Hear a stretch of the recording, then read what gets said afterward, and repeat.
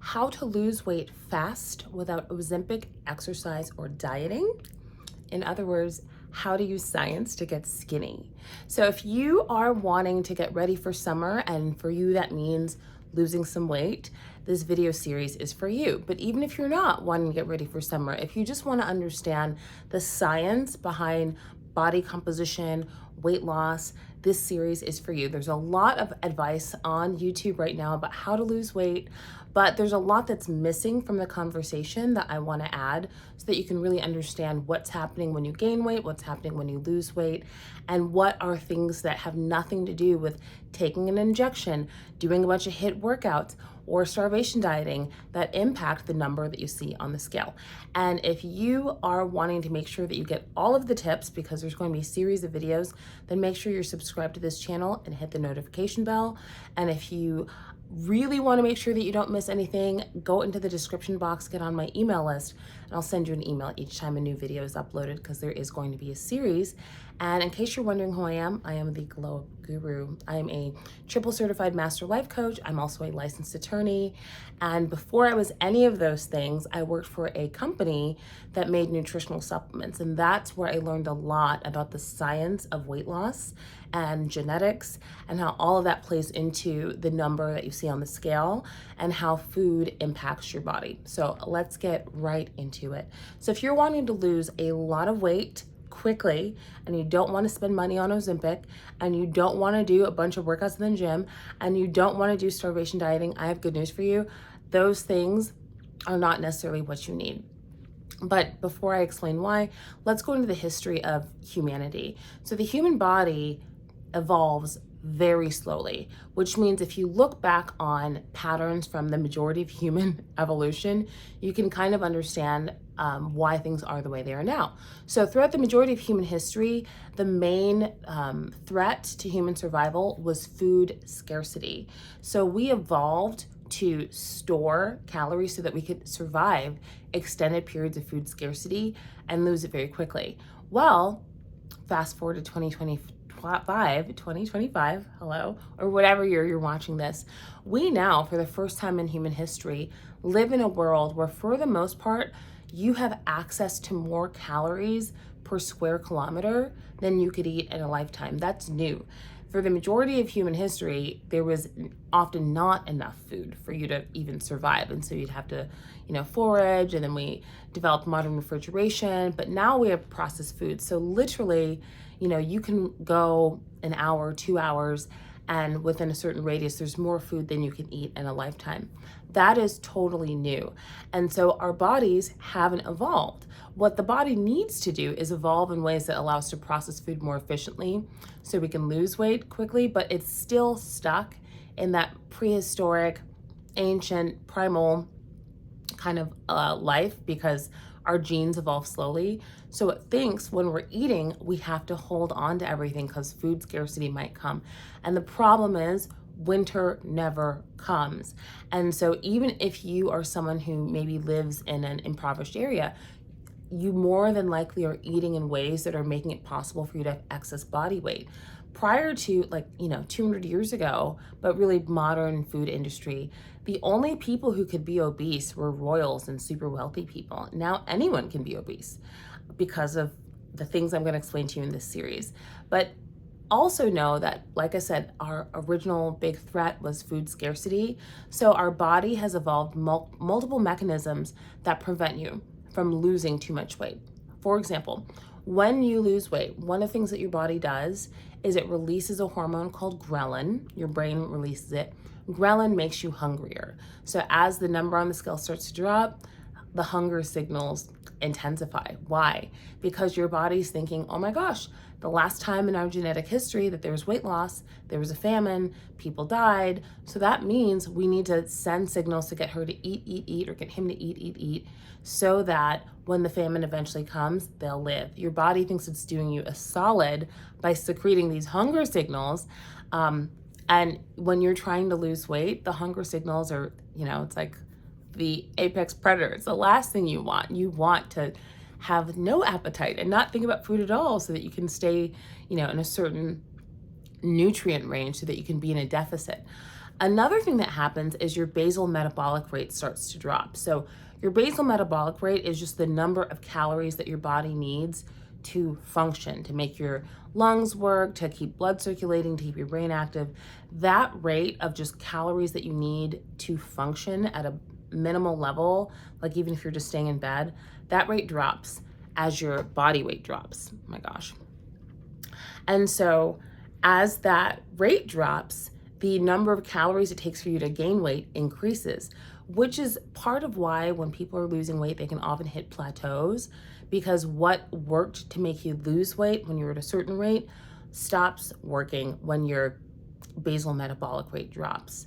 And so because the body doesn't want to lose weight, it's really, really hard, especially when you have, both if you have a lot of weight to lose or if you're just trying to lose that final couple pounds, because you have to convince your body that it's safe to let it go.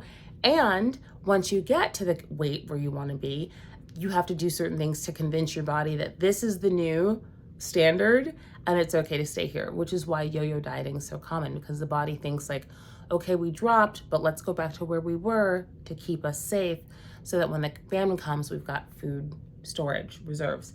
And, I'll just go into it. So that's why Ozempic works, because it forces you to stop eating so your body has a chance to go into the reserve. So tip number 1 for losing weight fast without Ozempic, exercise, or dieting is learning how blood sugar and blood insulin work and how those impact your weight. So all you need to know is that when your blood sugar goes up, if you're healthy, your body releases insulin.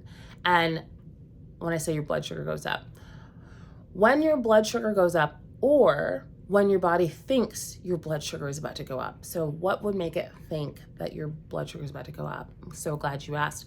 You have what's called oral microbiome, which means that there's organisms in your mouth that, based on the flavors of what you eat, tell your brain, hey, this is what's incoming, this is what you need to do. So when your oral microbiome detects sweetness, it says, hey brain, sugar incoming. And the brain goes, oh, we know what to do. If the blood sugar is about to go up, we're gonna release insulin. So when you're eating things with artificial sweeteners, if you're healthy, what happens is your brain tells the body, okay, we need some insulin. Insulin gets released, right? And for those of you who have loved ones with diabetes, diabetes is a byproduct of, not having enough natural insulin, right? So diabetes, insulin, what I'm getting at is insulin resistance is something that can happen if you fake your body out too many times, if it thinks that sugar is incoming and it never does. So where am I going with this? I'm saying, number 1, fake sugars, artificial sweeteners, eliminate them. If you're trying to lose weight without Ozempic, exercise, extreme dieting, you must get rid of everything with artificial sweeteners, because they are making your body release insulin to combat a blood sugar rise that never happens. And what does insulin do? Amongst other things, makes you store fat and gain weight. So you want to eat in ways that minimize the spike of blood sugar, or that minimize your body thinking that there's going to be a spike of blood sugar, because each time that happens, again, if you're healthy, your body releases insulin, insulin makes you store fat. Another thing that you can do to help keep your insulin levels low is intermittent fast. And when I say intermittent fast, I mean have times where you don't eat. So if you're just a beginner, I would say start with 12 hours. And if you are sleeping 8 hours a night, a 12-hour fast would mean you don't eat for 2 hours before bed, you don't eat 2 hours after you wake up, and you sleep for 8 hours. That's 12 hours of no food. The ideal amount of kind of starter intermittent fasting is 14 hours. And the reason that I think it's ideal is because there's a process called autophagy that begins to happen at that 14-hour mark, where it's just a very healing process. Look it up if you want to know more. But to get the benefits of autophagy, you need to have a 14-hour period every day with no food. And that 14-hour period can include when you're asleep. So again, if you sleep for 8 hours, stop eating 3 hours before bed, don't eat for 3 hours after you wake up. That's a 14-hour window right there, pretty painless, and you can get the benefits of autophagy, which is a healing process. And if you're curious, look it up. But point number one for losing weight: no Ozempic, no hard exercise, no extreme dieting, is eat in a way that manages the rise of your blood sugar and that doesn't fake your body out, so that you are minimizing the amount of insulin that is released throughout the day. If you are constantly snacking, like that conventional wisdom of eating 6 small meals, your body's constantly releasing insulin. And insulin, again, leads to insulin resistance if it happens too much, but also excess fat storage. And so if you're trying to lose weight, getting a window where you're not eating so that the blood sugar levels can drop, the insulin can have a break, and your body can have a chance to go into the reserves for energy instead of just adding to the storage, is going to be chef's kiss. And, do your homework, but intermittent fasting also has benefits on your metabolism and making it more efficient. So I am not a licensed health professional. I am a more qualified expert than, I would say, 90% of people on YouTube giving health advice. But I'm mentioning that because everyone's body is unique. And so nothing I say is intended to be one size fits all. Take what works for you, leave the rest. And when in doubt, speak to your healthcare professional, because the specifics of your health situation might make these tips not for you, or might make them only for you with certain modifications. So intermittent fasting, eating for maintaining certain levels of blood sugar. With that, as you are eating, another thing that you can do to minimize the rise of blood sugar, which is going to help with insulin levels, is eat in the following sequence. Start your meals with some fiber. And the reason for that is fiber is going to help with making sure that your blood sugar levels are not rising way too much. And then after you have the fiber, then move to protein. And if you don't know what protein is, look it up. But, it can be meats, it can be plant-based protein, but just fiber first, protein, then the carbs. And then at the very end, if you're going to have a sweet treat, eat that last. The reason is, if you have a base of like healthy fats, fiber, protein, all the things, when you get to the sweet treat, it'll be easier to eat a smaller portion of it. And out of everything in the sequence, dessert is typically the least nutrient dense. And so you want to eat the least of that. Okay. So that's number one, maintaining sugar. Next, if you haven't already had your hormones and your thyroid checked, get those checked, because one thing that I had to struggle with a few years ago was hormone levels that were imbalanced. And for women, one surprising one is testosterone. So I got checked a couple years ago, and my testosterone levels were about 1/10 of what they needed to be. Low testosterone can make you store fat. So if you are someone who feels like you're doing all the right things and the scale isn't moving, check your thyroid, check your hormones, because those could be things that are interfering with your ability to lose weight as efficiently as you want. And I'm looking at my notes because there's so much that I want to say, which is why I know this is going to be a series. Next, I will talk about, so I said without exercise, the limited exception is walking. So 10,000 steps, you don't have to do it all at one time. You can break it up a little bit in the morning, a little in the afternoon, a little at night. But getting a minimum of 10,000 steps, there's a lot of people who are overweight because they tell themselves things like, I just can't lose weight, I'm a naturally big person. If you are not getting 10,000 steps every single day, you actually don't know. You actually do not know if you can't lose weight. 10,000 steps is a minimum that you should be getting. And whether you're doing it at a gym, whether you're doing it throughout the day running errands, whether you're taking a break at work to like walk the stairs, whatever, get 10,000 steps every single day as a minimum. And if you really want to be great, bump it up. But at the end of the day, your body was designed to move.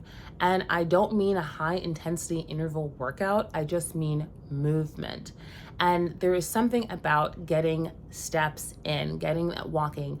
I live in an area that has a really famous, it's called Katy Trail, a very famous path where in the morning, afternoon, when the sun is up, there's always people on it. and it's just really beautiful. It's surrounded by trees, but great way to get your steps in is just go outside. It's totally free, and there are so many benefits for your bones, for your muscles, for your mind, and also your waistline. Walking is a great way to just slim everything effortlessly and tone, weight-bearing exercise. So get your 10,000 steps. And the last tip I'm gonna do two. Next, your food. Okay, I said no dieting. And I meant that. I meant no dieting. But what you should be doing is focusing on nutrients, not macros. So in the United States, a lot of people focus on carbs, protein, and fat. And the problem with that is you can end up eating a lot of processed foods if you just focus on those three things. I am about to sneeze. Carbs, protein, and fats, yeah, those are important, but if you're not eating things with minerals and vitamins and like actual nutrients that your body needs, if you're just relying on supplements, that's not the move. You want to use whole foods to get your nutritional needs as much as possible. And one big reason why is it's way easier to control your portions when you're eating whole foods than when you're eating processed foods. So when you eat processed foods, you are literally putting your health in the hands of food manufacturers. And the problem with that is they make their money by getting you to eat more. Just think about that, okay? It's a business, right? And the business is you eating the product. So their business model is contingent on making the product as difficult as possible for you to stop eating. And how do you do that? By including things that are known to help kind of dull the fullness receptors in the brain. And those things are sugar, fat, and salt. And if you are curious, there's actually a book, just Google it, and it talks about the kind of equation, the bliss point that food manufacturers use to make foods taste like extra irresistible, okay? So if you eat whole foods, like you can easily overeat Oreos. Oh, let me take it back. Let me not make it about you. Let me make it about me. Okay? I can easily overeat Oreos. Easily. I know this. I haven't done it lately, but I've done it enough times in this life that I know for a fact. Oh my God, especially if it's like one of the limited edition. I'm like, oh, does it count the calorie? It's limited edition. Easily overeat Oreos. What I can't overeat, or at least, I've tried, it hasn't worked. Pineapple, grapes, strawberries, blackberries, raspberries. For whatever reason, even if they're covered in chocolate, even if they're drizzled in sugar, just can't seem to overeat those. But the Oreos, no problem, none. Or like water. Like I, can't really drink a ton of water in one sitting. I can do a ton of soda, especially if you throw some vodka in there, or rum, whatever, doesn't matter, tequila, I don't care. I can drink a lot of things that have no nutrients that just kind of play with my dopamine, but the things that are whole foods, I notice when I'm full. If you're someone who has a big appetite, which is a myth, but more on that later, one thing that you can do is take supplements that are natural that help you feel full. One of them is called leptin. Just look it up, but leptin is your brain releases it to let you know that you're full. Another one is Garcinia cambogia. And you just want to make sure that you're getting, if you're going to take them, get them from really good sources. Make sure that ideally that the supplement that you're using is USP certified, which means US Pharmacopoeia. It means that the supplement will dissolve in the body instead of just kind of being like a brick on your insides. And but you can take different herbs, different supplements, different teas that will help you feel full faster. But that aside, strategy aside, appetite management aside, eating whole foods will change the game for you if you're trying to lose weight, because there are things in the processed foods, the fat, sugar, salt, that tell your body to store fat, that tell your body to store water. For example, sugar. At one point in time, sugar was only available before winter. So when you eat sugar, your body thinks, oh my God, winter's coming. We need to store fat. We need to store water. Well, if you're eating processed foods with crazy amounts of sugar, then even if you're staying within your certain calorie range for weight loss, you're still going to have a hard time losing fat, losing water, because you're eating things that are sending signals to your body that are telling it needs to store, it needs to store. And so if you're someone who is struggling with weight loss, even though you're exercising or even though you're maintaining calorie deficit, it could be that you're eating processed foods that are making your body store water, store fat, that are making your body think that it's, we got to conserve because winter is coming. So switching it up to eating whole foods as much as possible, not only is it going to make you feel better because you're getting more nutrients rather than just macros, you're getting benefits from your food, it will also make it easier for you to lose weight, because when you eat things that are as close to their natural state as possible, it makes it easier for your body to get to the optimal state. So I have about 15 tips, and so I will be doing a couple of videos because, like I said, I don't want to make it too long. The last one I'll leave, I'm like, and another thing, and I'll probably repeat this in the other videos, but if you're wanting to lose weight, one huge thing that you can do to 10x your success that doesn't involve Ozempic or exercise or extreme dieting is keep it a secret. Don't tell anyone. The secret to success is keeping it a secret. Do not walk around talking about how much you want to lose weight. Why? Because it increases the likelihood that the people around you will try and sabotage you. Just say that you're full, you already ate, you're not hungry. Come up with some reason, for your changed behaviors. But do not tell people that you are trying to lose weight. And here's the thing. When you're losing weight, people generally don't notice anyway until you've lost at least like 20 something pounds. And then once you've actually started losing weight and they can see the difference, if you want to say something about, oh, you're trying to maintain weight loss or something like that, you can, but keep people out of your business, okay? If you're trying to be successful, if you're trying to win, weight loss is a very triggering thing for a range of reasons. And you don't need that energy when you're trying to lose weight. You just need to focus on your goal.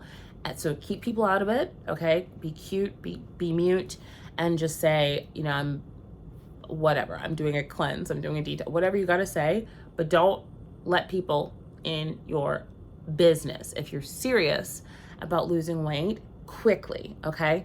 So like I said, if you want to know more of the advice that people on the internet probably aren't going to tell you, then make sure you're subscribed. Make sure you get on the email list so you get a notification each time a new video comes out. And yeah, that's all I'm going to say for now. Well, I will talk about sugar in the next video, but what I'll tell you real quick is if you are someone who feels like sugar is something that you really struggle with and eating less sugar would help you lose weight, I do have a 3-day program called Decoded, and it's designed to help you break sugar addiction. I'm someone who struggled with sugar addiction my whole life. I thought that I just was someone who liked a lot of sugar. I didn't realize, until kind of recently that it was an actual addiction. And so I have a 3-day program that's designed to help you break that. And little spoiler is that in the program, I explain how your love of sugar is driven by emotion. And that's why it's so hard to break. So if that seems like something you need, there's a link in the description box that tells you how to get a hold of my courses. And the one I'm speaking about is called Decoded. So it'll help you break your toxic ties to sugar. So like I said, subscribe, come back. If you're trying to get snatched, okay, quick, without Ozempic, without extreme dieting, without going to a bunch of HIIT workouts, then this is the straight up, no chaser truth that you need to get it done fast. And yeah, that's all for now. I just came from my hot girl walk. I'm about to get in the shower. I'm in a mastermind right now, and we were challenged to take rapid action on one thing today. So this video is my rapid action, which is why it is a glam-free video. I'll be in glam in the other ones, but I wanted to get it done because I have something to do next. And I figured if I didn't record right now, I probably wouldn't get around to it. So I hope you enjoyed this video. Let me know in the comments what your favorite tip was, if I said anything that surprised you. And make sure you are subscribed if you want to get the rest of my hot takes that will help you lose weight fast, finally get skinny, 2025 beach bodies. So yeah, that's all for now. Bye.